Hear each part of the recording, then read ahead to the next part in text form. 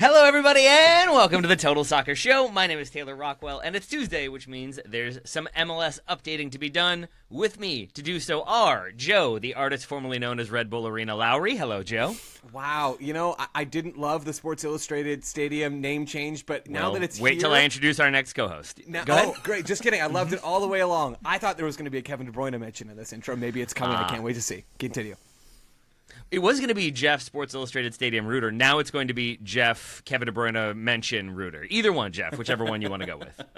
I was an SI Kids loyalist as a kid. The number of times where people would be like, "Oh, those cards, they're worth money." It's like, how? That was the first thing you tear out. You're just like da da da da da, and then they're gone. They're folded in half, whatever. So that's the valuation. That's about what a super draft pick is worth to Ernst Tanner. One SI Kids trading card back then. I don't think I'm familiar with SI trading cards, but I wish I were. It sounds like you don't have any to share anymore, though. No, far from it, unfortunately. So but someone has an Ezekiel Barco code card. Did you? That they gave me if you want. Whoa! Wow. That's a name I haven't thought about in a long, long time. With good reason. Was I the only one who missed the Sports Illustrated Stadium news? I feel like I was, because you all are much more plugged in than I. But that was an odd one to go from Red Bull Arena, home of the Red Bulls, to Sports Illustrated Stadium, home of the Red Bulls. Especially as they demoted their press box. Yeah, I've seen that. That's the big news. That's when you know you follow too many media people on social media, when that is the big news coming into an MLS season. Yeah. At a mention of a press box, it's brutal. Yeah. But maybe that's emblematic of the publication. I don't know. I probably shouldn't comment on that much more. Move on. On that note, the other voice you just heard there, rounding out the crew, is Graham, Fourth Bank Performance Sports Center Ruthven. Oh, Graham, full title. If we're spicing up Sterling Albion's ground, what is the ideal sponsor for you? I have some nominees. Are you ready? Go on. We've got Iron Brew Arena. We've got the Nando's Center. And we've got Haribo Stadium. Oh, Haribo Stadium. I mean, they sell Haribo at Fourth Bank, so that feels like a gimme there. It used to be called, so there's a town, like a suburb of Stirling, called Dunblane. There's a hotel there called Doubletree Dunblane, and they sponsored Fourth Bank for a number of seasons until it became apparent that visiting fans were putting into their sat-nav Doubletree Dunblane and being taken to the wrong place, so they got rid of that sponsorship very quickly. It's just been Fourth Bank for the last 10 years. All right. I'm glad people learned their lesson. We did that once, my wife and I. She put in Niagara Falls, New York, when we were going there, and that took us to the town of Niagara Falls, which is slightly less resplendent and I've been there. Yeah. Yeah, there's the Hard Rock Cafe that time forgot is in the town of Niagara Falls. And yet Ryan Bailey has probably been there 4 times. No, exactly. All right. Last week, we did some buying and selling of the top teams in the Western Conference. This week, we're looking at the East. We've got 9 teams to discuss, which means this episode should clock in at just under 2 hours, if past is precedent. It's going to be maybe doing some loose tracking, I think, is the plan here, where we're going to try to kind of put them into an order of which ones we are most buying, which ones we are at least buying, and which ones maybe we are still uncertain about. It's basically we're doing some informal ranking. With that said, let's talk about the team that's top of the East and always top of Joe's heart, the Columbus Crew. Joe, they got the win this weekend against Wilfred Nance's former employers in Montreal. Did we learn anything new about the Crew from that win, aside from that AZ Jackson justifies our intermittent hype about him? My honest answer is no. We didn't learn anything about the Crew from that win because this is what they have been. I think over the course of this season so far, through 7 games, we have learned a little something about Columbus. Although, man, if you were watching Wilfred Nance's teams back in Montreal, there were still signs that this season was going to go well for the Crew, right? They are still undefeated in MLS play. They are not perfect, but they are undefeated. They are on top of the conference, although they are still behind Inter Miami, who we'll talk about shortly, in points per game. But their points per game, after selling Cucho Hernandez to Real Betis and not replacing him, is better this year than it was last year. They're at 2.14 points per game this year. They're at 1.94 last year when they finished second in the Supporter Shield race behind Inter Miami. That win over Montreal over the weekend was just the latest positive result for a Cucho-less Crew. And that was the big question coming into this year is, what is this Columbus Crew team going to look like without Cucho Hernandez? And there are rumblings about them signing a player from South America to be a DP. I can imagine that Wilfred Nance would very much like to have another DP in this squad. The Crew, I think, would really benefit from all of that. But man, they have still managed to thrive. Yeah, they dropped out of CCC play to LAFC. That was a bummer for them, and they had aspirations to go further. But this team is taking care of business in a real way in the early stretch of their schedule. Now, there are two caveats here, and then I'll cede my time to someone else. There are two caveats with the Crew, who I think are still excellent. They are in the midst of a super soft schedule right now. Here are the teams they played so far. Chicago, New England, Houston, NYCFC, DC, Montreal. They also played San Diego. That was a legit good result on the road. And that's a positive data point for this team. That is a Charmin soft schedule at this point in the season. There's a caveat there. The other caveat is their expected goal differential is not nearly as good as some other teams in MLS right now. They're just about at the edge of the top third in MLS as a whole in expected goal differential. So they are still creating better chances than they're conceding, but they're not creating as good of chances as they were last year. And they're not creating as good chances as several other teams in MLS so far. So the Crew, I think, are legit good. And they have missed Cucho less than maybe we all thought they would. But they are still missing him, and I'm really curious to see what this team does in the market. It's almost like an experiment to see how many players you can take away from a Wilfred Nancy team, and they are still competitive. Because it's not just Cucho, right? It's Christian Ramirez. He goes. I think actually Cucho leaves after Christian Ramirez. Or actually, maybe it was Ramirez right after around Cucho. The same but time, it was around about the same time. I remember it. But basically, had Ramirez still been in this team, you think, right? Well, he's the guy. He's going to be the attacking focal point. He goes to the Galaxy. Last year, Aidan Morris leaves. They don't replace him in the transfer market. They go to the next pro team to replace him. So it's kind of amazing that, given everything, the Crew are top of the East right now, and so I'm looking forward to see how they evolve beyond this point. But you're right, Joe. I don't think we should get it twisted that there has been a drop off from the Crew this season. I remember watching the Houston game. That might have been like the third or fourth game of the season. They draw 0-0 in that game. I wrote a little bit for The Guardian on it, and you could tell in that match that they missed Cucho's spark. They were pretty lifeless in the attack, and I do think the margins are thinner for Columbus now. Not only do they have that soft schedule, but they're not blowing away teams as maybe they previously would have. But I just think Wilfred Nancy is in such strong command of this squad and how to problem solve. And we saw that in the game against Montreal at the weekend, where you've got Steven Moreira, and I know Ben Wright did a good little video on social media about this yesterday. Mm-hmm. He's stepping into midfield as a centre back, and then he's out on the left wing. And obviously, we've seen Max Arston. I don't really know what he is as a player at this point. He's having a good season, but he's at left wing back. He's moving into central channels. You see Mo Farsi getting moved into central channels as well at times. So, yeah, frankly, don't know if there are many problem-solving coaches that are not just in MLS. I mean globally, that are on the level of Wilfred Nancy. I mean, Joe, if you were going to draft a player, you are going to create a player weird science style with even more science behind it, what is the profile, position, skill set that you think the Crew need to shore up some of those inconsistencies in attack to make them stronger than they even were last year?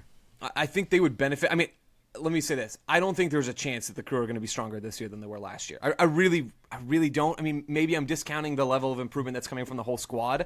But Cucho is one of the greatest players this league has ever seen type of player, and finding that guy is just so hard. So I guess that's the first thing I'd say. As far as what type of player, because it's a great question. I think Cucho and then Chris Durkin, right? That's correct. Yeah, wow. Sweet. Yeah, I didn't expect Chris Durkin to get a mention. St. Louis maybe missed him a little bit over the weekend. I think Columbus would benefit from another flexible attacker, right? I think they would benefit from a player who can be that 9. But where Cucho played a lot for the Crew was not through the middle, it was through the left half space. So I think Nancy can make almost any profile of player work. He turned Christian Ramirez from a sort of target 9 into a right half space player half the time. So I think he can make a lot of different profiles work. They have the speed for Diego Rossi. They have one of those more fluid, kind of languid attackers in Russell Rowe. If they could find somebody who can do maybe a little bit more hold-up stuff than those two guys can do, but also have the foot skills and the ability to roam into the half spaces, I think that type of fluid attacker would work well. Jeff, am I off there? What do you think? Yeah, I think you just need somebody who's good decision maker, technically capable, so that they can either do the interplay stuff or they can be the final. I mean, there's a part of me that just wants to do the Taylor Rockwell, take this one underperforming designated player, yes, and take him somewhere else. But I'd actually want to do an overperforming designated player, Christian Benteke, and just throw him there. Because I think that there's a lot of people continue to discount how he still can operate in transition. I think that he's someone who can still play with the ball at his feet. That sort of profile actually would work well, because then your more nimble attacking midfielders like AZ actually have someone natural to play off of. And look, every single functioning soccer team is a bit of the ship of Theseus paradox, right? Where you have to replace one part with another and make it somewhat resemble what it originally was. And is it the same ship or is it not? Like, I do agree with Joe. This is not a vintage year, seemingly, of the Columbus Crew. This doesn't look like it's going to live up to 23 or even 24, just in terms of the collective level of it. Because I think that the big issue that we're talking about here is they just don't really have game breakers right now. And I no disrespect to Diego Rossi, who's having a really strong start to the season, but he's a very, very good second option in this league. And that's been proven across both of his clubs now. And I don't think that is the sort of attacker who carries a team through a really difficult playoff bracket when you look at how the Eastern Conference is shaping up. It's something that we'll get at with the other 8 teams here as well. This is a really projectable initial top 9. Like, it won't happen because it's Major League Soccer and consistency is one of its least favorite things. But like, this 9 ostensibly could all finish in playoff positions, and I would believe it, and I wouldn't be surprised by any of them. So that's to discount some really strong teams like Atlanta, who are out of the playoff position right now. All of this to say is that you're going to run into teams who are going to be able to neutralize team systems pretty well if you don't have that one player who can say, wow, they've got us, they figured us out. Columbus ran into this last year with New York, right? Okay, so we need a player who is going to be able to overcome this, a Giovinco type, right? Pozuelo replacing Giovinco didn't really work because he didn't have that same sort of thing about him, and I think it's a lot easier to find another Pozuelo than it is to find another Cucho, and that's where it gets troublesome, including the delay in bringing in that player. Yeah, they need the spark player, right? That's what they're missing. The Crew needs, in terms of their sequences, they need a lot to go right to score goals. And fortunately for them, a lot does go right regularly. But we've already seen this season, they've had a couple of goalless games where you are just looking for a Cucho. I think the Giovinco comparison is perfect. That's the kind of player I would drop into this team. But the problem is, Giovinco is one of the best players in MLS history. Like, finding those players, especially orders, when you are Columbus as well, Durkin. is very difficult. So that's the player I'd be looking for, but I accept that's very tricky. Yeah. So it sounds like all of you all are buying the Crew, obviously, but maybe putting them below the team just behind them in the table because they've played one fewer game, Inter Miami. Is that fair to say? I think that's where I am. I'm willing to go ahead, Graham. Go ahead. I was just going to say they've got a decent spark player, I've heard, in Miami. Oh, yeah? Yeah. And maybe one more on the way. Yeah, You got Columbus. Well, Go ahead, Jeff. we'll Sorry, see how much spark is left in that tinderbox. I'm actually a little lower on Columbus. I think it's not just Miami. I think that there are a couple of other clubs in the East that I would look at and say project to be more likely to make MLS Cup at the end of the playoffs than the Columbus Crew is currently constructed. That doesn't mean that they can't rise that level, but there were some really, really savvy and technically gifted players who have been lost. We've listed 3 of them already. They need to replace some of that quality as well. A silly but legit thing that I enjoy about doing this is doing this in pen. So while I come up with your rankings on the fly, it's mostly just kind of guessing where I think you're going to put them. So Jeff, they're like kind of middle of your column, and then Graham and Joe. Start 4. It's like one of those blind ranks that you see. Oh yeah. Yeah. I don't get that Joe's trend, dreams. by the way. I don't understand either, but then I think I'm just old. I know. That's about where I've landed with it, too. It's like, I don't really see the intrigue when I don't know what's coming. Like, if I know that the last thing is going to be what they should have ranked last, I want dramatic irony. I don't know who would we ever would do never those. do a segment. We'd Never. Taylor Never and do I've we never do. done that on this show once. We Never. both. Yeah, we don't get At it. all. Joe, Inter Next Miami, team? you want to talk yeah, about next him? team. Let's do Inter Miami. Can we start with Kevin de Bruyne? I'm not the only one who's seen this, right? So yesterday, Paul Tenorio reporting that Inter Miami have Kevin de Bruyne's discovery rights, which let's all laugh. That scouting system is just on right. point. They're really good at it. I will Their happily- ability to find players from undervalued places is just so impressive to me. Alan Abondo and Kevin de Bruyne, same profiles. Just to be clear, despite the discovery rights name, the purpose of that roster mechanism is to prevent MLS teams from bidding against each other, right? MLS is a single entity league. That means it is the league, not individual teams, that own player contracts, which we talked about on a recent episode. I think it was listener questions episode. Players sign contracts with the league. The teams then reimburse the league for those contracts. MLS doesn't want San Diego and Inter Miami bidding against each other for a player. That's not good for business. It is good for narratives, though, and there's a separate discussion to be had there. Regardless, yeah, Taylor, go ahead. One thing I read that I thought was really interesting and why I kind of enjoy discovery rights, from what I heard, is it's what you said, is like reason number one why they exist. Reason number two is that it at least allows teams that probably aren't going to be able to bring in marquee players because they're perceived as maybe not being as desirable of a location to live. Like otherwise, LA, New York, Miami are probably going to always be 1, 2, and 3 for free agents looking for a new team. And so it's a way to, even if those players aren't going to go to, I don't know, Columbus or Minnesota to infuriate two of my co-hosts, like it's a way that they can get money basically because you have to buy the discovery rights. So at the very least, they're making a little bit of money off of not being able to sign that marquee player who could be a difference maker. So I like discovery rights. It's an interesting point, Taylor. It's not one that I considered in great detail. I think you're totally onto something there, and it can be used as a bit of a playing field leveler. I still think the name and probably the mechanism maybe does a bit more harm than good, but I'll be honest. They discovered him. We'll move past that. But this De Bruyne news, I think, is fascinating because Inter Miami already have 3 designated players, and Paul broke this down in his reporting yesterday. I've been chatting about it with some people since then. They don't pay attention to that. Well, so this is the interesting thing: is there is precedent for Inter Miami doing what they're thinking about doing, which would be potentially to sign De Bruyne on a short-term sort of targeted allocation money deal, basically not a DP deal, where he would not be one of their highest-paid players for the rest of the season after his contract with City expires in June. He would come in as a TAM player. But Tom Bogert has reported that De Bruyne kind of expects to be the second highest paid player in MLS after Lionel Messi, which means that he would need a new deal. He would need a new contract. And the way that Inter Miami potentially are thinking about pulling this off is they would pull a Zlatan with the LA Galaxy, which is, if you remember, back in 2018 when Zlatan joined the LA Galaxy, LA already had 3 DPs, so they signed Zlatan to a TAM deal. Then they ripped up that contract in the offseason, and they gave him a brand new contract, not an option in his existing contract. They gave him a new deal, paid him $7 million in change, and eventually ended up giving him part of Hammarby, a sort of sister club for the LA Galaxy. No big deal. And that's how they pulled that off. Is they had 3 DPs, they couldn't afford to sign him like as a gift DP. bag. Yeah, Here's exactly. Here you go. Like take this with you. Those are the parties we need to be going to, guys. With an gift bags iPod like Touch that. and a Swedish club. Have at it. A mug with some candy in it. The Diplo package.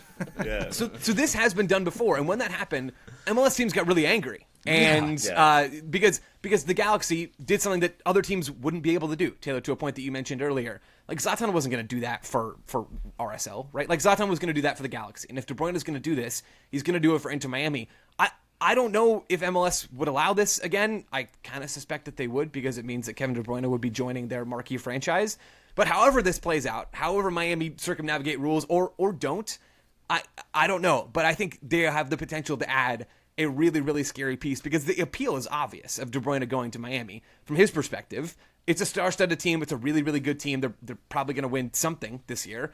And for Miami, the appeal is obvious because they need a star to be next in line after Lionel Messi in the attack. And Messi might play another season. De Bruyne has more than one season left in his legs if he signs for Miami this year. They need someone to hold momentum for the club after Messi goes. I think that's a huge part of this phase of thinking for Miami is what do we do when Messi leaves? That needs to be a part of their thinking, and I don't doubt that it is. I think this whole story is fascinating. If I was a fan of another MLS team, I would be extremely upset about what's happening right now. But also MLS needs villains. So as a neutral, I'm kind of interested in what's going on. I don't know. If I'm a fan of an MLS team that has a functioning midfield, I'm thrilled. Like, bring it. Do it. Because tell me, how do you calibrate a midfield with the personnel you have where Sergio Busquets and Kevin De Bruyne want to play 80 minutes every single time? You can bypass that. You can work through that. And, like, look, right now, Inter Miami, they've had to adapt their tactics to cater to their sage veterans that they have invested lucratively to bring from the caves and the orbs and all that stuff, right? And so it is a possession-heavy system. It is a slow system. It is a system that right now is not turning into shots, weirdly. Like, usually you would assume slower style of play, more time on the ball. They're actually averaging, like, they have a negative field tilt compared to their possession rate, which also shows just kind of a lot of those, like, recirculating touches and touches outside of the attacking third, which is not what you would expect for a team that has definitely the best attacker in MLS history and one of the other top 5, we'll say. I think Suarez has been, like credit to him for all of the injections and painkillers that he's on to make this all work, because it's still working well. And now he's giving assists too, which is really nice. But, like, I don't really know how many more players with, like, proactive fitness and motors and work rates they can afford to take out of their team, because they've been doing some of that this year. They've been trading off. We talked about Julian Gressel's absence a couple of episodes ago, or a couple weeks ago. you can't really afford to lose much more of the players who make the watch run while the rest of the stuff that's like slower moving cogs are doing what they can still do. Like, I don't know. I think that's a level of addition in a crucial area of the field where I think it actually could risk unsettling some of the balance there, especially because you also have a coach who's never done it before at a high enough level, and now you're throwing in another mid-season superstar injection. Like, I don't know if Mascherano has the managerial chops to make it sing, and I think that you would need someone who's really, really capable at like introducing a piece of that caliber with expectations as high as De Bruyne's would be on the fly. It would certainly make you feel better about the whole operation. I will say I've been fairly impressed with the structure Miami have used this year. They have clear ideas, even if they're not always translating to shots, Jeff, and that's a great flag on your part. I still view this De Bruyne move, if it happens. I want to be clear. Like, this is not guaranteed to happen. Miami, I think the latest reporting is they haven't submitted an official bid. They're also thinking about Angel Di Maria. Tom had reported, and there's been smoke about that for a long time. So this is not like a thing that is done or even for sure happening. And maybe even it's still not the most likely outcome of all this, or at least not a greater than 50% outcome here. I think for Miami, and this is sort of what I was getting at with the last bit of the point I was making earlier, I honestly think this is more about 2020, what would that be, 2026, than it is about 2025. 6, 7, yeah. Right? Yeah. Like, yeah, whatever that ends up looking like. I think this is, it would cause a bit of a short-term problem for Inter Miami, where they're turning the Inter Miami of it all dial up to 11. Like, they're going to break the dial and just keep going in terms of how they build the roster.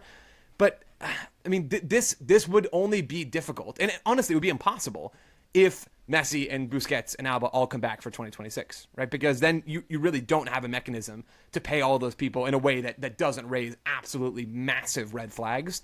So I think this would be De Bruyne more for next season, frankly, especially coming after a long season that he's had with City. And then you're losing one of those pieces that can't run, right? Because none of those dudes can run anymore. Busquets can't run, Alba, Messi, Suarez, they don't run. De Bruyne can still do a bit of running, but he's not like going to do a ton of that. If you get rid of one of those guys and have 3 DPs and De Bruyne is one of them, Messi's another, and you can fill in the blank after that, I do think there's a way in which this works. Like I said, I'm just fascinated to see how it all plays out.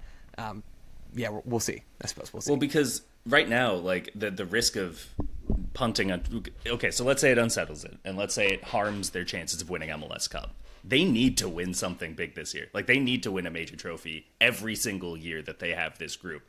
And they're starting to lose their chances, right? Like, I mean, like, we'll see how it goes in CONCACAF, right? But, like, MLS Cup looks by far their best chance to win a major trophy this year that they haven't already won. And I think if you're throwing him in, and it's in midsummer, you've already played 20 games or however, because the summer window is positioned such in the MLS calendar where you play like 2/3 of your games before these players even come in. I mean, we saw it a little bit with Olivier Giroud and LAFC last year, where I think it does kind of hamstring a bit when you're trying to like force and stick, because those players need to start from jump. You signed them as a marketing push, but you also sold them on you get to be one of the protagonists of our club, right? So I don't know. I think it's a gamble I wouldn't make when you already have a team that projects to be the MLS Cup favorite, and a big part of that is because of those runners, because of those more unsung players who are going to have great careers and are trying to do more of the Diego Gomez model rather than doing the collect checks and hang out in South Beach. But again, what do I know? I'm just a lad. If they want to sign De Bruyne, I'm sure it'll work to some magnitude. I'm kind of bummed that the San Diego thing isn't happening, because I was sure that was happening just on the basis of the reporting. It felt like that was the direction of travel. We spoke a few weeks ago about how, and look, the paradigm with San Diego's changed a little bit, particularly after watching them dismantle Seattle in the first half yesterday, where they went, or not yesterday, at the weekend, where they went from back to front so quickly. Like, they've added that to their game now. Man. But when we spoke about it, I was so certain in the theory that this was a team that was waiting for Kevin de Bruyne. And so now adding him into Miami, and look, that'll be fun as well if it happens. But I just think, like, having 3-star like legendary players is if you add a fourth, it's like diminishing returns, right? It's not that much more interesting. This would be a fifth. Like, it's unbelievable. Right. Yeah. So I don't know. I was more up for the San Diego thing. I'm more up for Seattle, mostly because I'm very concerned about Kevin De Bruyne going from places that don't allow the sun to places that only have sun. I feel like he's going to need to invest in like SPF 6000 or something along those lines. My pale complexion is evidence that you can survive in a sun-heavy environment out here in the desert. It is possible. The trick, obviously, as we all know, is just never leave your house. I'm sure De Bruyne can pull that off, right? You don't need to go anywhere if you're a pro soccer player, right? Hey, man, if he's a TAM player, he can put that into his contract. Sweet. I don't have to leave the house unless I want to, even for games. Good. Perfect. That's right. So are we still putting Miami ahead of the Crew then? How say we across the board? Jeff is, okay. For now. Okay. All right. Yeah. We can just caveat all these with "for now." That's incredible. Yeah. Well, for now, I mean, like, too. one, you should. We're like 20% of the way through the season. All of this life is fleeting. All we have is today. Yeah, So, no, like, What is happening? Yeah. All right.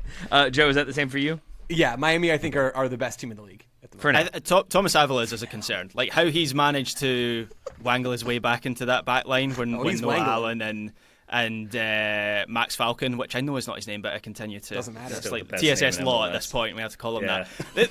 They were good together, and so I just think Avalos, not only is he like a walking red card, he just sort of like unnerves that whole back line. So he has a concern. Also, Busquets and Suarez looked absolutely shattered at the weekend. They played a lot of But games. this is the number one team, though. You've just listed like 9 valid concerns before saying they remain number one. that's MLS, baby. That's MLS heritage. But, like, I think the other thing to keep in mind is, again, as we talk about this recalibrating when you throw in Kevin de Bruyne, a player like Aviles becomes a little bit more important because his every decision to make up for the immobility and some of the runs that, like, his older players in front of him won't be making and tracking back, right? He has to step up a little bit more, and I don't see that in him. And that's where you're starting to really play with fire. And that's why I'm not sure that the De Bruyne move makes sense for this team as currently constructed. There we go. All right, well, 7 more teams to be discussed. We're going to take a break. We'll come back and talk about at least a few of them. Back soon. Welcome back to the Total Soccer Show. I promised we were moving on, but since Joe is named after him, Joe, should we talk about Alan Obando really fast? We really don't need to, but he did sure? play over the weekend. He came off the bench. He's a striker. That's all I got. Joe is named Alan Obanjo for purposes of this recording session. The streak continues. Nicely done, Joe. Shall we move to Philadelphia then? Anybody having thoughts on Philadelphia, how strong their defense has been, who their key performers might be, what they need to improve upon to rise further up the rankings?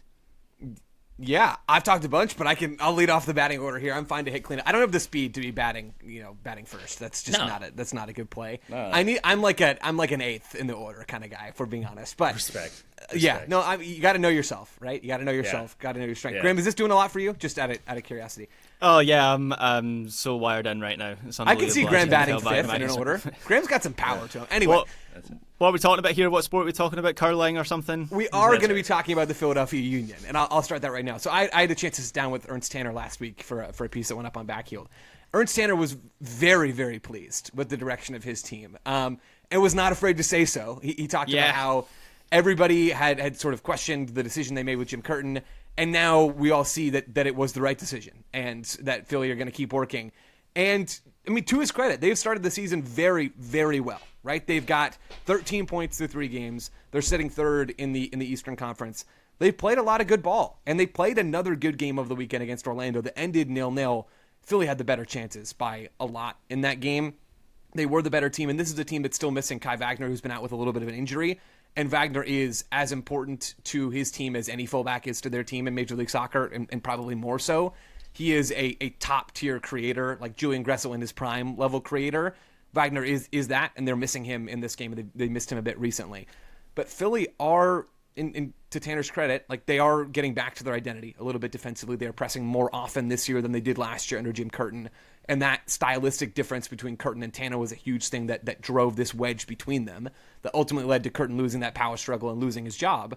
They are pressing more under Bradley Carnell, which is a surprise to no one. And they've been doing it really well. Like, they have been a very good defensive team this year, and they're also creating chances between set pieces and open play. I think their ceiling is lower than I think Columbus's ceiling is, or Miami's ceiling is, and probably a few other teams in the Eastern Conference. But if we cast our mind back to the offseason, I don't think there were many people out there that had Philly in this position after almost 2 months of the season, or in this position anywhere close to the end of the season. So I thought the Union were going to be a good but not great team. It looks like they might be closer to great than I expected. Joe, I'll toot your horn for a moment, because I feel like I was, as I've said before, I think I was very down I thought on this was a most family of the moves they podcast. made. And sorry, what, Jeff? Nothing. Keep going. I'm sure it was not something I need to believe. But Joe, I feel like I was very down on them and very head scratching at a lot of their decisions. I assume they would be closer to the bottom than the top. Joe was very unconcerned about the moves they were making, and if anything, I think felt like they were somewhat rational moves. And now here we are with those moves paying off, and everybody who reads Joe's newsletter loving that coverage of the Philadelphia Union. Nobody's subscribing to hear about how the team has gotten better without them. Anyway, yes, Graham, your thoughts? No, it's just a team that is clear on what they are and what they should be doing, right? And I would very much recommend listeners go and find that interview Joe did with Ernst Tanner for Backheeled, because he has that clear idea of what he wants this team to be, but also like what he wants this club to be. And I found that one of the most interesting things. There's a bit in that interview about how he links like aggressive high pressing soccer with being a club that brings through young players, which is something that like is obvious to me now reading it. It's not something that I'd kind of joined the dots on before. You obviously, the young players, you've got the exuberance of youth, I guess, more energetic, and so it's something that fits with that identity that he wants to have the team have. And so Bradley Carnell's come in, implemented that, I think, quicker than, I mean, obviously there's overlap with previous regimes as well, but has implemented it quicker than a lot of people expected. And it's not just about the style of play where there's been a change, but some of the players as well that are now making an impact, where Ty Baribo is had an incredible start to the season. Frankie Westwood, Quinn Sullivan has taken a big step forward this season, is in the kind of chat for a USMNT call-up at some point in this year. So it's just a clearer distillation of what Tanner wants this team and this club to be, and so far it's been pretty successful. There's been a lot of praise thus far, and yet when Joe said lower ceiling than a few other teams, there was a general consensus murmuring of agreement. Jeff, why was there that general consensus murmuring of agreement?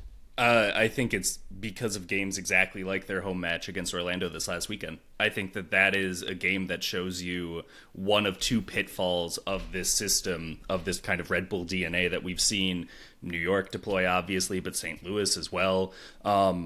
You run into two different things. When you're at home against a really well-organized defense and a goalkeeper, Pedro Gallese, who looked better. He looked more like the like a Pupo that we remember from a few years ago than he has the last couple of years. It's been really shaky for him, for club and for country.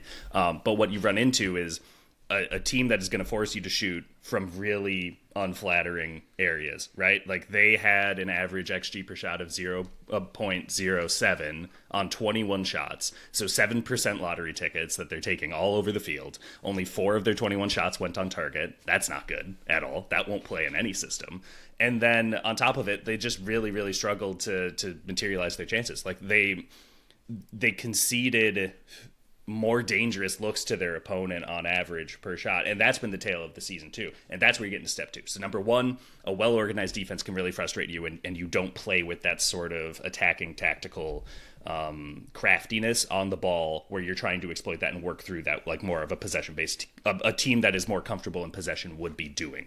So when you get 63% of the ball, you panic. Second of all, if you run up against a team that has those decisive forwards who can take those shots quick, they are able to exploit it, because right now they are averaging one of the highest XG per shot conceded in MLS. And the idea is that they don't allow many shots, but when they do, they're ones that opponents will feel pretty good taking. And so it's a boxing match. You have to kind of outlast them. You have to get them to tire themselves out to make those mistakes rather than forcing yourself into those mistakes, right? Which is how a lot of opponents are dropping points and have dropped points against Carnell teams.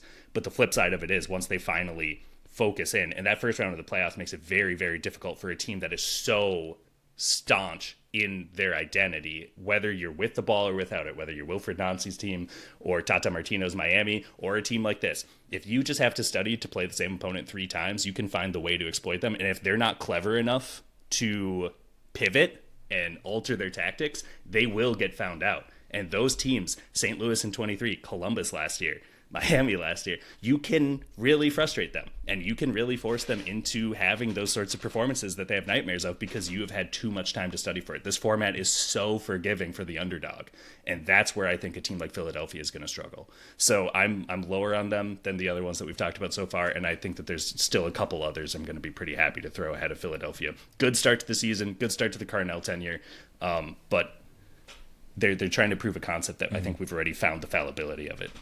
Do you give them any credit for keeping the clean sheet against Orlando, the top scorers in the East? Yeah, maybe, but I think that Orlando looked pretty happy to defend.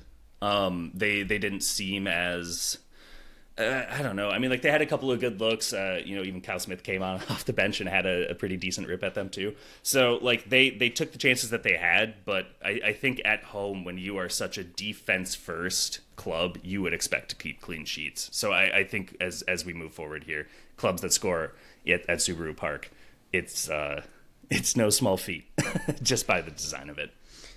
So Jeff is putting them below the Crew with some space in between. Joe, Yep. Graham, how say you all?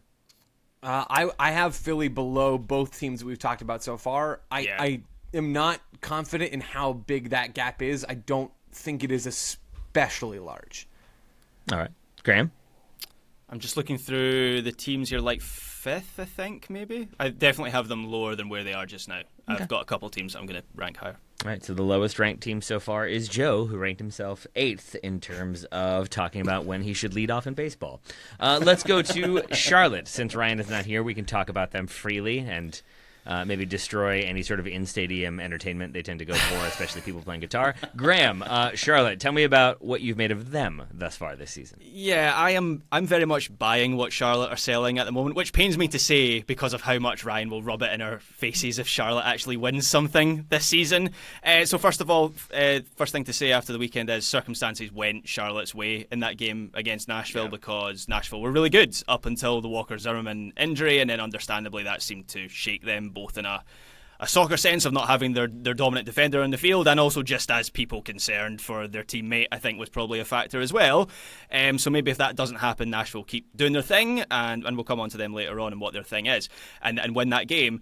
But Charlotte pounced on that opportunity, and I'm impressed with how they are evolving as a team, because they still have that defensive basis, obviously best defense in the West in the East, last season. They're still largely a team that like plays in quick transition, but we are seeing them do more on the ball this season, and there have been some good sequences. There was a couple in that win against San Jose where they blew them away in that match. There was a couple where they moved from front to back really impressively, and that was not something we saw from Charlotte last season. And Pep Biel, I think, has been at the heart of this. I did a little bit for the Guardian on Biel yesterday, who's been excellent, and his little pass for the winner in that game against Nashville at the weekend, where I think he does it deliberately, where he holds it up in the turf just that little bit. It kind of looked like it, yeah. Yeah, it did look like it was deliberate. I just think it's a sign of a player who's just in control of everything that he's doing at the moment. And another Ben Wright mentioned on the show, he's done a good job of highlighting how Biel has repeatedly over the course of the season played that pass where he's in a little withdrawn role in the centre circle, not a traditional sort of like attacking number 10 role, but he's dropping a little bit deeper. He's playing those balls into space, and of course Charlotte have the runners to go in those positions. So yeah, I like a lot of what Charlotte are doing, particularly at the bank. Obviously the away record is still a big concern. I watched their game against Colorado a couple of weeks and didn't think they were particularly impressive. Certainly didn't deal with Mihalovic dropping in between the space when he moved into a more central position. But I think Charlotte are progressing again after last season. We saw them make a big jump last season, and I think maybe not quite as big a jump this year, but I think they are moving forward again.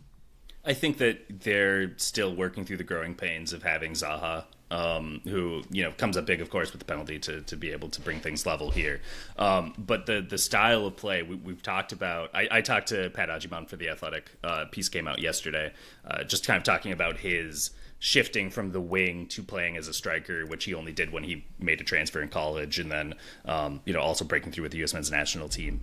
Patrick, he's good with both, I've checked. But the thing is, he's a very dribbly boy, right? And he is someone who is most comfortable. He doesn't want to run in off the ball necessarily or do hold up play, line leading work, whatever, and just kind of progress slowly. He wants to get on the ball in space. He wants to make some guys look like fools, and then he wants to set up his own shot or dish it off to a teammate. That's how he plays, right? That's kind of how Zaha wants to play too. And you've talked about Pep Biel being probably the best on-ball facilitator. Ashley Westwood also wants touches and kind of breaking those sorts of lines. So right now, it's kind of like a domestic version of early season Real Madrid issues, where you just have too many players who aren't really used to playing off the ball and still are trying to figure out how to be dangerous with that. And they're figuring it out in real time. Like Graham said, Zimmerman exiting the game changes a lot. They just were not shooting at all for the majority of this game, only finished with 5 shots to Nashville's 13.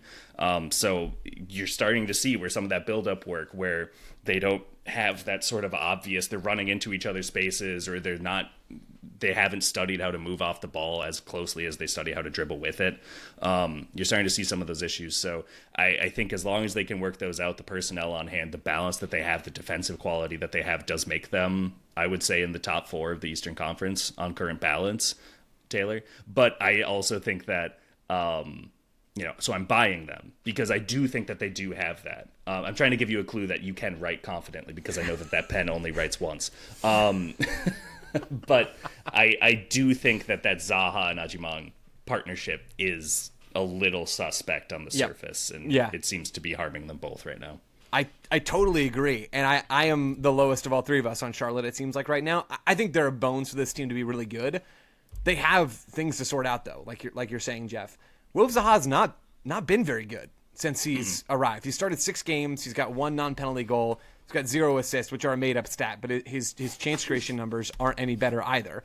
Like, he has not been good. And Ajman hasn't been good this season either. He's got 1 goal this year as well, and he isn't doing a lot of really impactful stuff. What I will say is 17 touches in 76 minutes. Yeah, it's not a lot, right? It's not a lot.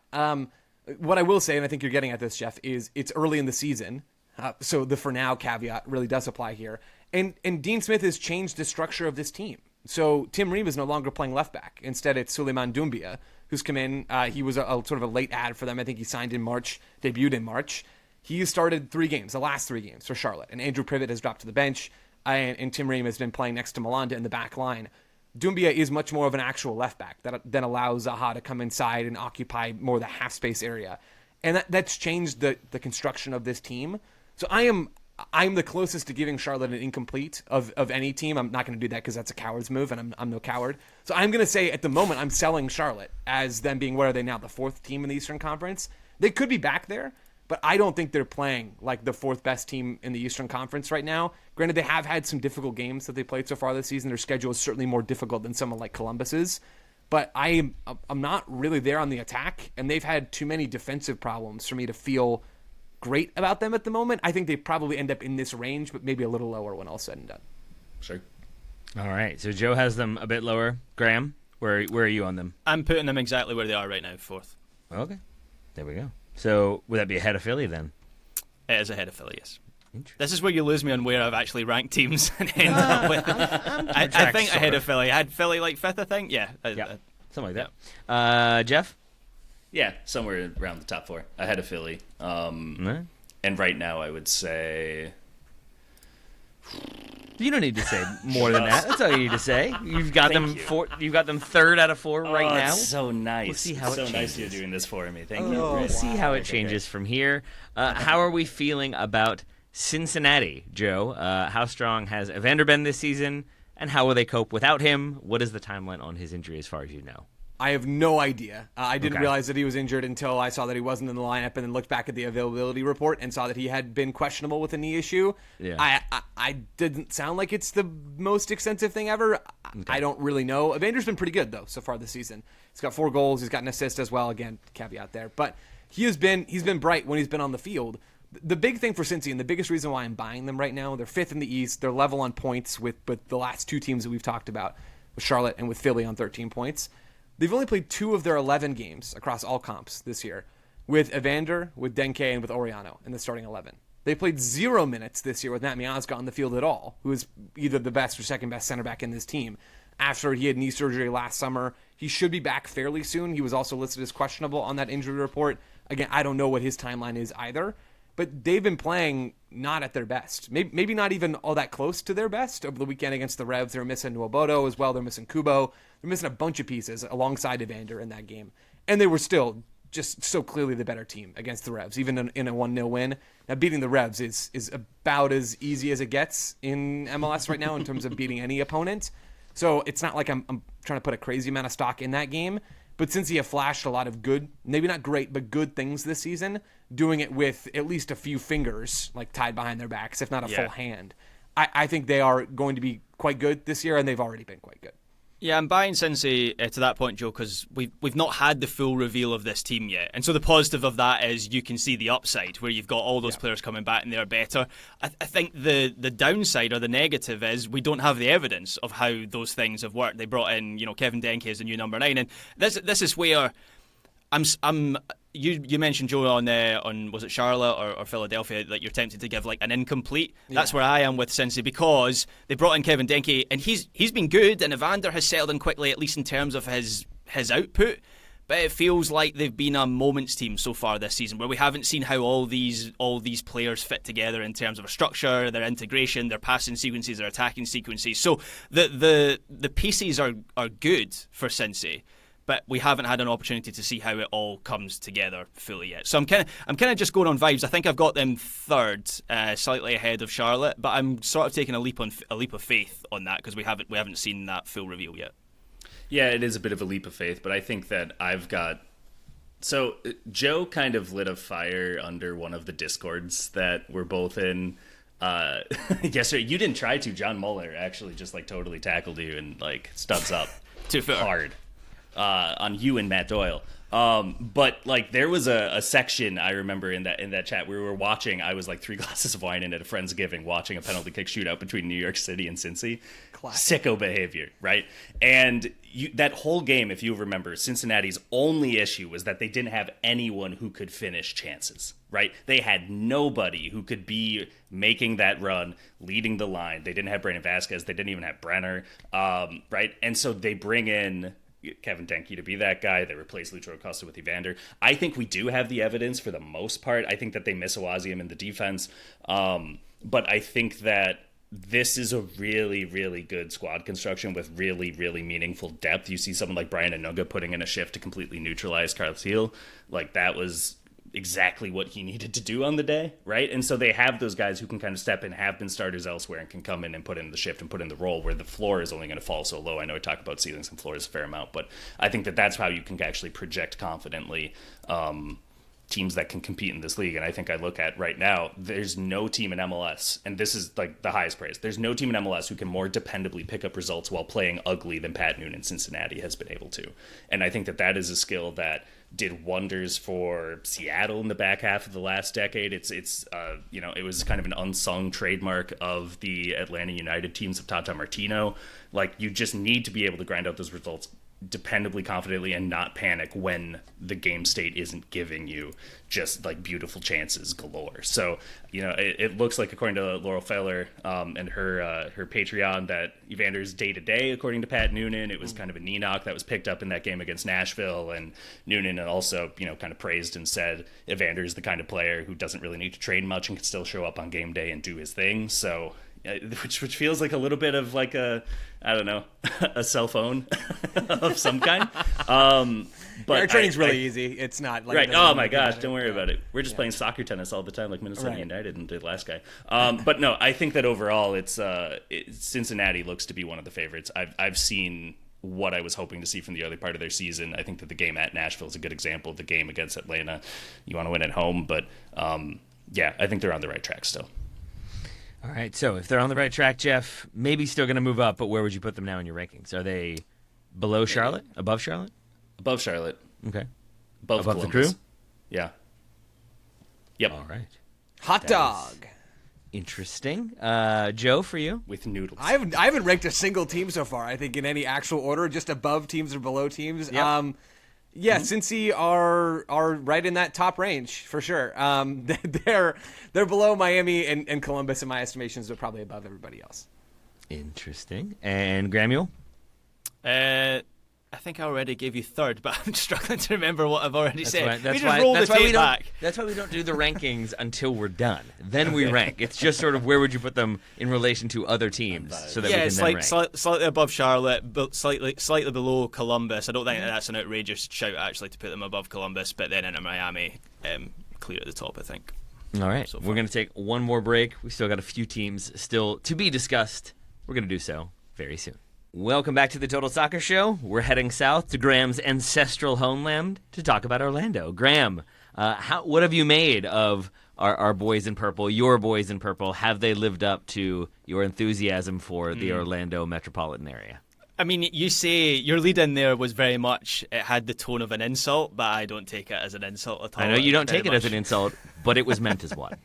No, well, if I don't take it as an insult, I decide whether it's an insult or not. That's right. That's fair. That's fair. Yeah. Orlando have been good. Well, I don't know if I'm buying. I'm holding what I have in Orlando at the moment because that front line has been a lot better than I thought it was going to be. They are slightly overperforming their underlying numbers. I think their XG is something like 12.5 or something around that mark, and they are the top scorers in the East at the moment. Didn't score at the weekend, of course, but have still scored 15 times.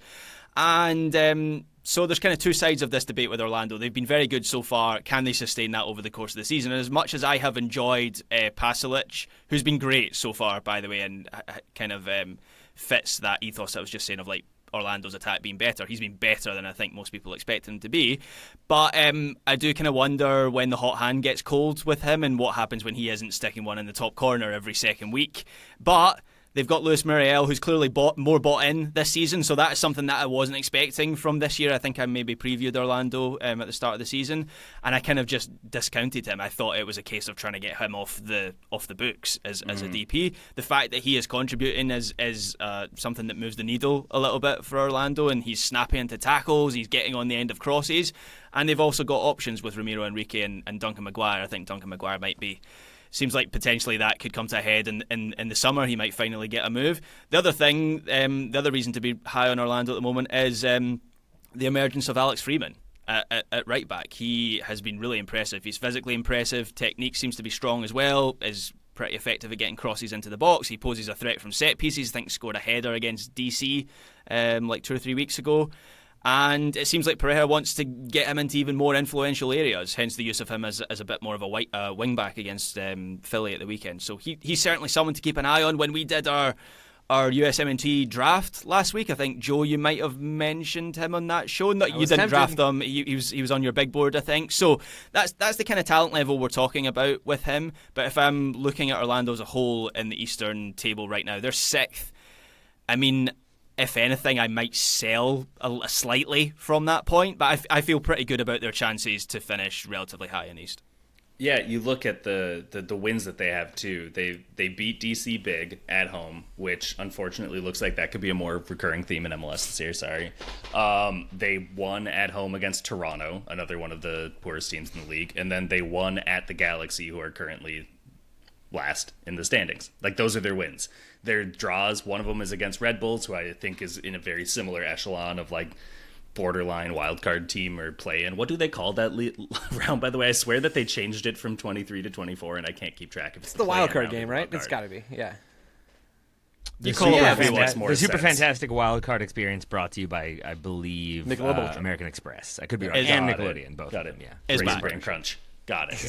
Is back. Thank you, Graham. Yes, okay, of course. Excellent. Is back. So, like, the results haven't necessarily given me reason to think like they could go higher than they already have, right? So, like, I'm with Graham on this one. I think that it's not like they're going to fall off a cliff necessarily, but I see them more as that sort of like mid-table side of things rather than a team that's going to be contending at the top of the East. I think that they took a step back. Last year was probably their best chance to make it just with how the bracket fell, right? Like, and all the other teams doing their dirty work for them. Yeah, exactly. Right. And so then it's you against the Red Bulls, and they couldn't overcome that. And they've seemed a little bit rattled since then. The personnel who are still there, I'm selling them because I agree with Graham. I think if anything that they fall a little bit from where they are now, and I certainly sell them in comparison to last year and the year before. So. Joe, my favorite disclaimer before I ask a question. Oh, good. I'm pretty sure this question makes sense. They've scored the most goals, as we've mentioned multiple times. I believe they've conceded the second most goals jointly at 12. They're tied with 3 other teams. Is this a situation in which they can improve the defensive record while like sustaining the attack? Or does the attack exist because the defense is kind of a bit more open, a bit more vulnerable? I think they can improve the defense. I don't think the defense has to be bad because the attack has been good. I think the attack has largely been better because of individual improvements and a personnel upgrade. So I think Pasalic is an upgrade on Torres.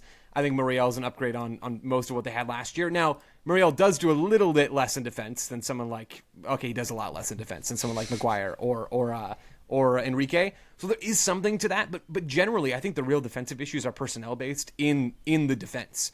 Rodrigo Schlegel is an every-game starter for this team. That he's not a great MLS center back. He's just not. Robin Janssen, I think, has lost a step at 33 and is the most important defender that this team has. Alex Freeman is still learning the trade at right back, and there's a reason why he's just sort of breaking on the scene now, as high as I am on him. And left back is not a huge position of strength. David Brekalo started in that spot over the weekend. Graham mentioned a little bit more of a wing-back role for Freeman. Brekalo can stay a little bit deeper. The personnel is just not great. It's just not. And that is a concern that I have about this team. I mostly believe in their attack, at least as being one of the better ones in MLS. I don't believe in this defense, and that's why I'm not really buying Orlando either, like the rest of these guys. I could see them hanging around in 6th between now and the end of the season.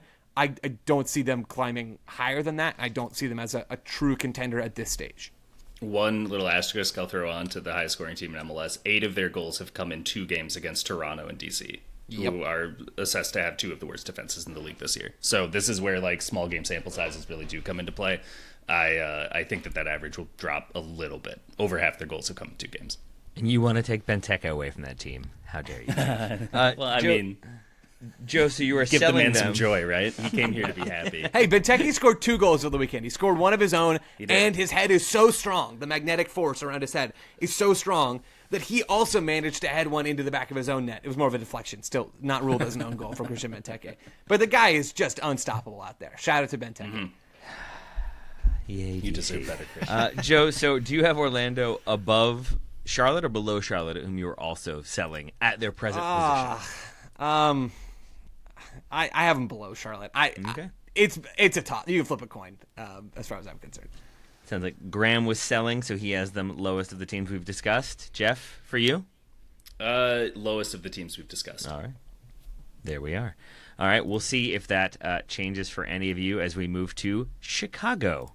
Jeffrey, let's talk Chicago. Hugo Kuiper's coming good. I'm going to let you talk about him instead of Joe, who has never said a positive word about him, has never been hyped about him, and has no strong thoughts about how he could be an exceptionally talented player in the league.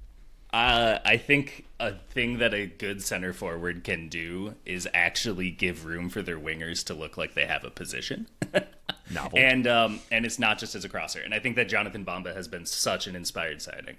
And I think that the underlying numbers from his time in La Liga certainly looked like he could be this guy, you know, being able to create chances pretty consistently on the left wing for Celta de Vigo. That's going to be one of the, you know, kind of the mid to lower table teams in the league. Translated him really well. He looks totally unleashed. I think if I'm an attacker who's just kind of stuck in a system role for like an underperforming club in Europe's top 5 leagues, I'm asking my agent for a move to MLS and just let me cook for a bit. Let me have like this expressive phase of my career, because like players did not get into this as kids hoping that they could be stuck in like rigid positional play structures.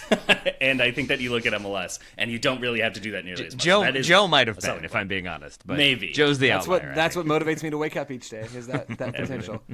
3 true options, no more, no less. I think that you look though at the rest of it, like, I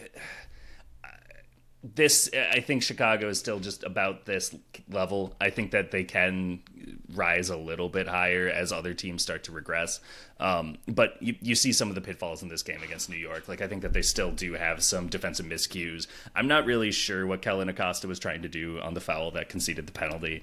It truly looked like he was like leading with the shoulder to tackle in the box. Like he is like, I don't know, vintage Baltimore Ravens defense. Like just like a very bizarre sort of decision. So he's still getting back into the flow of games, played 60 minutes. That's good for his recovery. Like we'll see. That midfield has been an open question all season. Yep. So I think that Chicago will be a tough team for opponents to beat, but still a team opponents can beat.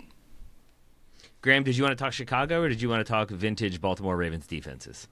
I presume that's like actual birds we're talking about. Yes, like real yo, birds. like Yes. birds of prey protecting a roost. Well, the way that the birds of prey run the cover too, I think, is just outstanding. It's just like, yeah, I mean, remarkable. it's good work. It's really, really good work on their part. Like the I mean, two there high was- safeties and the man. I mean, it's impressive, really. It's There- impressive stuff. There was a red kite sanctuary behind where I grew up, so I know more about birds of prey than I do about the NFL. So that went right us. over my head. As did yours, because I was now talking I'm just about picturing real bird defense, Graham. I don't understand. I'm just Talking about the same picturing thing. a sanctuary that's just an open field with a bunch of red kites floating in the air. I'm assuming there was more to it than that. No, that was it. That was the tourist attraction. That sounds right. Graham, any thoughts on Chicago? I've got so many mixed thoughts on Chicago. I want to like what the Chicago Fire are doing. I think it's a fun story. Greg Berhalter being back in the league, and listeners might get mad at this, but I kind of want him to be good and have a fun team. I think clearly they are. It's so insane, but such a good commentary on American soccer that saying I hope someone has a good career is like, how dare you? I mean, it's true, isn't it? I know. So Graham, you're soft then. I'm a softie. We all lived through that period. We know what the zeitgeist is. But like they are clearly better and clear on what they want to be compared to last season, which is an incredibly low bar. I think where I'm struggling is coming out of that opening game against the Columbus Crew. They were legitimately very good for like 45 minutes of that game. They're playing the Crew, they're away from home, and so my hope was, well, this team might actually be good. Jonathan Bamba was balling. Brian Gutierrez had final product in that game, and those things are still generally there. But I think it's clearer now that the Fire are at the start of a transition, and there are imbalances in a lot of areas. And Joe, I know you highlighted this in a column for the league, for Major League Soccer, soccer.com, but teams are starting to expose them out wide a little bit, and it's weird because in terms of personnel, Acosta, Kouame, Orhel, like there's a lot to like there.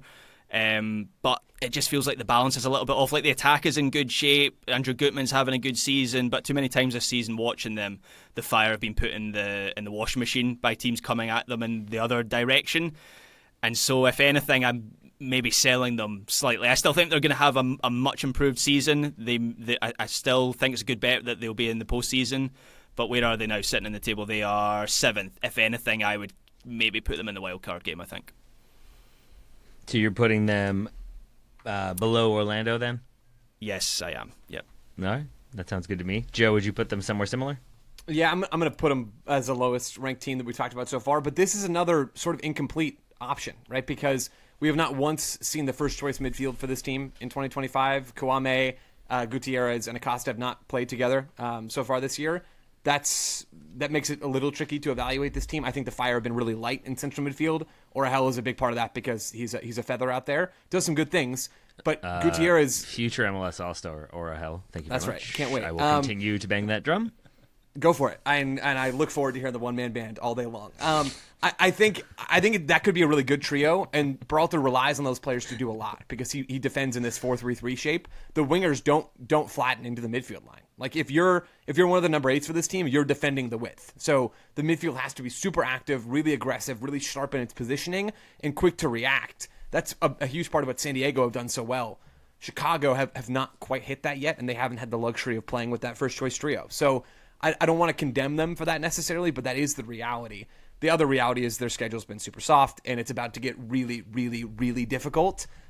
We're going to know a lot more about Chicago after the next 6 weeks than we do about them right now, which is obvious, but especially so when you look at who they're playing. I'm buying the Fire as like a fringe playoff team, which I think is kind of where Graham was on this group. I could see them hanging out in 7th. I could see them inching their way up to 6th. I don't think they got much higher in them, and I think their floor is still pretty low, like miss the playoffs low. Joe, just so I understand that point with the wingers, does that mean they're basically keeping 3 higher than the rest of the team? Yep, yeah, and that's become a bit of a trend in MLS this season. San Diego are doing the exact same thing, where they don't flatten into like a 4-4-2 or a 4-5-1 would be a more natural one with the wingers dropping deep. They keep that very tight 4-3-3, and that's not new for Berhalter. He did the exact same thing with the U.S. for most of his tenure. So this isn't a new system for him. I think this is probably the most predictable one that he could be running. But it is, it puts a lot of strain on that midfield group to be very proactive.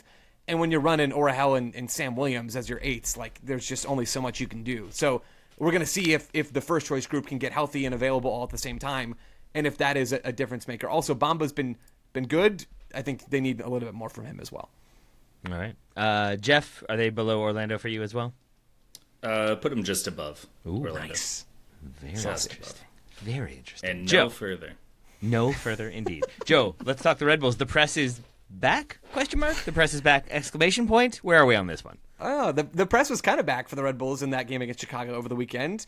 Both of the goals that they score came via these pressing moments where they forced a turnover from Chicago in that 2-1 win, and then used the following possession to go out there and like kind of carve forward quite quickly. Sandro Schwartz's whole thing last year was backing off from the press. He is still not anywhere near, to be clear, Jesse Marsh level pressing with this Red Bull team. But through 7 games, they are pressing more than they did last year. Their passes allowed per defensive action is lower, which means they are getting involved in the game more often this year. I think they're pressing something close to 20% more than the average team in MLS right now. Paul Harvey had a great data dashboard that's up that has got all that info, and it's been very helpful. So shout out to Paul on that front. The Red Bulls are what we thought they were. Like the Red Bulls are exactly what we expected. They're playing more or less the ball that we expected, sort of like they did last year, sort of like the Red Bulls. It's not a huge shock. The shape change to a 4-2-3-1 this past week was a surprise because that's the first time we've seen it all year. It's not really a surprise from a Red Bull team or just like any soccer team on the planet. I just don't have a lot of juice for the Red Bulls, to be honest. Like I don't think that their ceiling as the roster is currently constructed is very high. I don't think their floor is very low. I would be surprised if they're not in the playoffs from like 6th to 9th this season. That's exactly how they've played so far through 7 games. So wait, give me that stat again. So they are. Did you say they're pressing? I forget what the number was. More than the average MLS team. Was it 50% more? Yes, they are pressing more than the average MLS team. If I can stall effectively, then I'll be able to actually. That's find 20% like more frenetic pressing is like visible. Like that is like a level where you do notice a difference. Where it's like the convergences, the triggers, all these sorts of things are a lot. They're snapping a lot quicker, right? Yeah. Joe, you still need me to tap dance to stall? Yeah, no, that was great. Thank you, Jeff. That was very well played. So updated after the weekend, the Red Bulls are pressing in the final third 14% more than the average MLS team. So it was a little bit higher before the weekend. Still visible. Still visible, and they're pressing more across the field this year than they were last year by a noticeable margin as well. Yeah. From memory, without looking up numbers, if you all had to guess, which Red Bull coach pressed the most? That's question number 1. Question number 2 is that the most pressing team we have seen in MLS? It's got to be Marsh, right? I would say probably, but I feel like the most pressing team we've seen is actually St. Louis 2 years ago. But the first 10 games of it kind of like regressed and tried to become more all-inclusive, Chris. Just like a more balanced, and they tried to find more that they could do with the ball and not necessarily rely on Klaus being a magnet, right? For and back Pina passes. Coladas were covered. Yes. And Pina Coladas were covered, and then you could pay extra for the massage, right? But like it was unsustainable, right? And I think that you look right now at New York. I'm selling them. I think a lot of people, the playoff run that they went on really put a glow up on our memory of how they performed last year. Like there's a reason that they had to navigate the bracket in the way that they had to as the 7 seed, right? But I think that it also made us feel a little more confident in Emil Forsberg's ability to be like the top guy on an MLS team that could contend to make MLS Cup, because he did that. But I don't necessarily know if they actually built the roster to enable that, if that makes sense, because when they were at their best in the playoffs, it was more about Lewis Morgan suddenly leading the line and being absolutely tireless and making these sort of converging runs in the 90th minute after he had just had to do a one-man counterattack when he was like sprung from deep. And so he was kind of the focal point of that. And then they bring in Eric Maxim Choupo-Moting, who is 36. He has 3 goals. He has 1 assist. He scored a penalty in this game. He has already played more minutes in 7 games, 628, than he has played in 2 of his last 6 seasons. As soon as he plays his next 90, he will eclipse how many minutes he played in 23-24. If he plays another 100 minutes, what I'm saying is he has played over half as many minutes as he has in any of the last 6 seasons. Like, his high point since leaving Stoke City in 2017-2018 was 1,112 minutes. So he is playing, like, also, I don't know leaving why Stoke City was his high point, but go ahead. I probably was, because he went right to Paris, which is, like, great. What a change in fortunes. What a career. I know we've spoken about this before in the show, but it's worth recapping. What an incredible career path that man has had. I don't know why you're running him into the ground in these games early in the season, because I think that you want his legs to function to unlock that brain, that striker's instinct in October. And right now, we don't really have evidence to think that he's still going to be able to do that. And that's one of your DPs. And so, like, I still don't understand that fit. It's been a good start to the season. The penalty, again, penalties will always inflate these sorts of things. But Yeah, I'll admit that the Red Bulls are the team on our list today that I've seen the least of. Not for any like specific reason, just that there's 1 million teams in this league, and so their matches have been less interesting to me than others. But from what I've seen, the attack is where I have concerns as well. And my eye, and Joe and I were talking about this before we started recording. Like, just the balance of the attack doesn't seem quite right for me. Choupo-Moting, he has, and this is kind of what Joe and I were talking about, he has like the physical frame of a focal point. He's a centre forward, but like when you look at his spacing, and I just looked at his combinations with Forsberg, and the two of them are maybe a little bit too close together at times. I'm thinking Choupo-Moting, if you're an orthodox focal point, you are positioned here. You're at the penalty spot, or you're making a run if they're a little bit deeper in the pitch and are in a quick transition moment. And so that balance, that combination isn't quite there yet. Lewis Morgan, of course, as you mentioned, Jeff, has been out as well. So maybe that does help with, maybe that provides a little bit of separation with that forward line. But yeah, the Red Bulls, I'm definitely selling them. I would maybe even bump them out of the playoffs. Like, if we're expecting Atlanta to come good at some point and things to click for them, like Atlanta are the team I would put in that top 9 over the Red Bulls at this point. I think one other thing I will say is he was brought in, Choupo-Moting, specifically to fix like their conversion of XG, because Dante Van Zier was the lowest performing, like compared to expected output striker player of any position in MLS last year, the Alan Pulido Award. This year, right now, Choupo-Moting still has a negative goals minus XG of 0.8. So like I still think that he's not converting the chances given to him. So yeah, I feel like a little bit of a hater being like, this guy has 3 goals in 7 games and that's miserable, but nah. So are they bottom for you as well, Jeff? Yeah. All right. And Joe? Above Chicago for me. I'm tempted to put them above Orlando as well. Guys, we do this every year with the Red Bulls, where they're not great, but they're still pretty good, and they'd never miss the playoffs. I forgot about the streak. Which is, to be clear, it's super dumb and means very little. But just in terms of this conversation of where they rank in the Eastern Conference, I just don't see them bottoming out below 9th. But I'm okay either way. I'm not going to be devastated. And so we come to Nashville SC, 9th in the table. Joe, 9th in your heart? No, I'm buying Nashville more than I'm buying Chicago right now. I don't have a lot of clarity at this point in the table, if that wasn't clear by now. But Nashville, to their credit, and I'm giving them credit by putting them above at least one team on this list, and maybe they should be even higher, are playing good ball this year. Not just because it's much more entertaining to watch. Again, that just does not matter at all in terms of the effectiveness of what you're doing. But they're playing good ball, and they're like creating real chances, and they're doing a fairly good job defensively, and they're leveraging possession as a defensive mechanism. They were the better team against Charlotte in that loss. They're the better team against Cincinnati in that loss. Those are their last 2 games. Those are 2 of, I think what we would all agree, are going to be 2 of the best teams in the Eastern Conference that they went more than toe-to-toe with. And a penalty here or a penalty conversion from Hani Mukhtar there, and all of a sudden, Nashville are way, way higher up in the table than they are right now. So I think over the course of a season, if they can continue the way that they're playing, they're going to continue to rack points.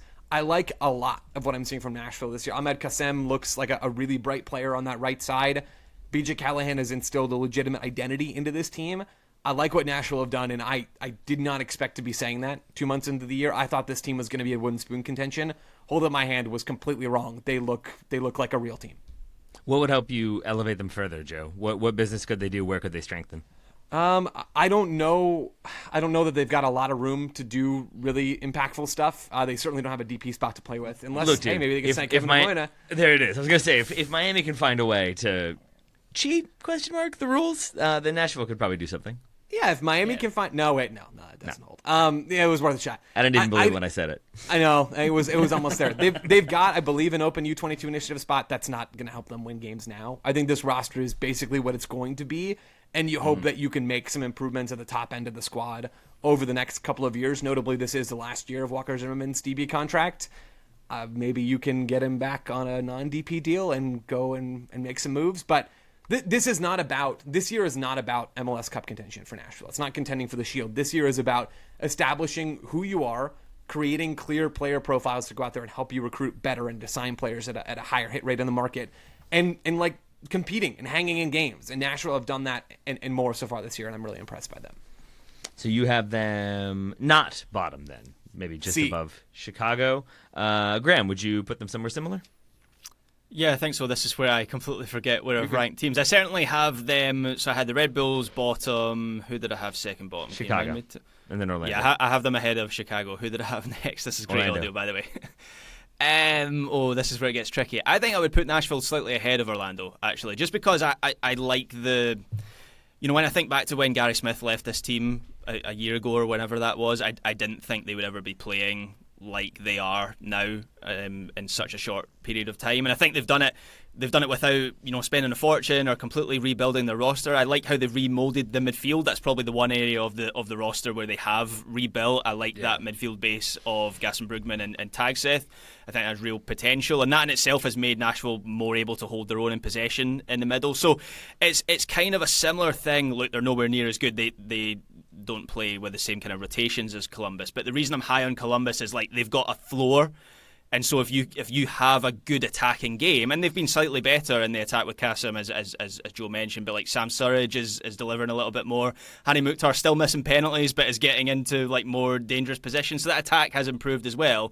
If you have that floor, that then gives you the potential to have a bigger upside when you have a good attacking game. And so I think I'd put them slightly ahead of Orlando. Yeah, they've been one of the surprises of this season so far. And final one for you, Graham, to make this even murkier than it already was. Where is your selling line? Joe kind of gave us one, so I'm going to ask you for one. Where's the line where you go from feeling very confident about the team and what they're doing to maybe less confident? It seems like it's probably between Philly and Nashville, would be my guess.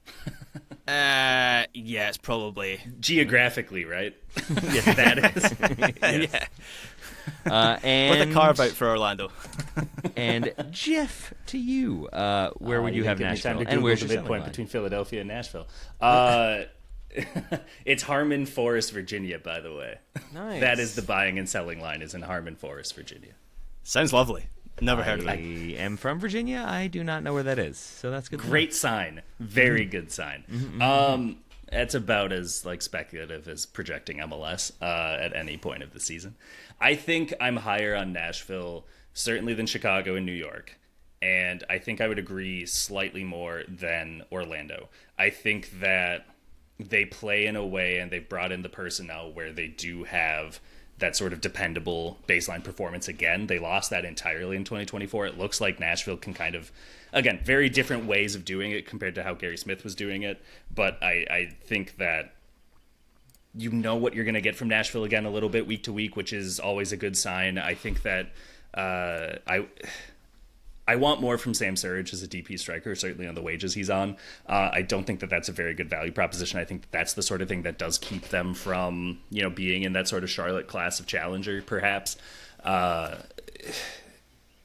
I guess just with Nashville, I just keep wanting more, right? Mm-hmm. Because I think that with all of that steadiness, and I look at like on their bench, they can bring in Jacob Schaffelberg and Josh Bauer, and those are two players who I think could start on playoff teams in this league. So like they also have depth of options, but it's just something in the final third right now that match Mukhtar and Surge just doesn't look coherent. It doesn't really come off terribly well.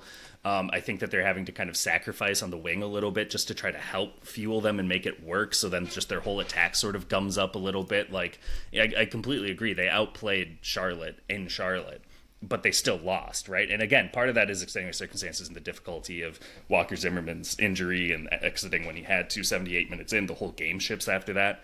But I just it's still so dependent on Walker Zimmerman being the best center back in MLS, and there aren't really teams that have succeeded by banking on building around their center back in this league, I guess, just again with how this league and its rosters are constructed. So they're still working out from the previous roster build and getting it set up for the next one. So I think that that's going to limit them a bit. Mm-hmm. That's fair. And where's your selling line then? Is it also below Philly, or are you maybe not as sold on Philly? I'm not as sold on Philly. All right. Actually. There it is. Yeah. We have it ranked now. It's chaos. It does seem like the early takeaways would be that Joe is lower on Charlotte than Graham and Jeff, that Jeff is lower on the Crew than anybody else, and is higher on Cincinnati than everybody else, though only marginally so. So, and then I think Joe feels the worst about Chicago of the 9 teams we've talked about, or maybe knows the least about Chicago. Is that Yeah. Yeah, and, Feels and like as you a know the result, least. I've sacrificed potential for what we do know about some of these teams. So yeah, that's why that's Charlotte smart. take the hit. Oh, Chicago, excuse me, take Yeah. the hit. Although I also did hit Charlotte. So And Joe, your ranking from the bottom goes Chicago, then Nashville, then you as the leadoff hitter. So there's your Correct. ranking right there. I wanted Yep, to get that good. on record. Get on base. So now we have it for sure. getting on base. All right. On that fittingly ridiculous note, given the length of this episode, we've reached the nonsense segment of the episode that we usually tend to reach about this point. Jeff, thank you as always, my friend. I will not do your nickname again. I will just say thank you for all of your effort and your time on this episode. Thank you for having me back. Graham, Iron Brew, Haribo, Ruffin, you get your nicknames. There you go. Thank you as well, my friend. Oh, I kind of love that nickname. Thank you, Taylor Rockwell. That's Yeah, the best keep that. nickname you've ever given me. My pleasure. I like the blue as well. I feel like it was appropriately Charlotte. Yes, it was. I'm high on them. Don't tell Ryan. I won't. Do not tell Ryan. He won't listen. It's fine. And Joe, I feel like your hat is also appropriately minty. Yeah, I have an actual Sir Minty to my right, and I could have had him on camera. That's a mistake on my part. We come back stronger next week. Still one of the best things that's happened since we started doing video was Joe returning out of nowhere in his full Sir Minty attire. I look forward to that happening again sometime in the near future. But for now, thank you all again. Thank you, listeners, as well, for continuing to listen and support the show. We'll talk to you tomorrow.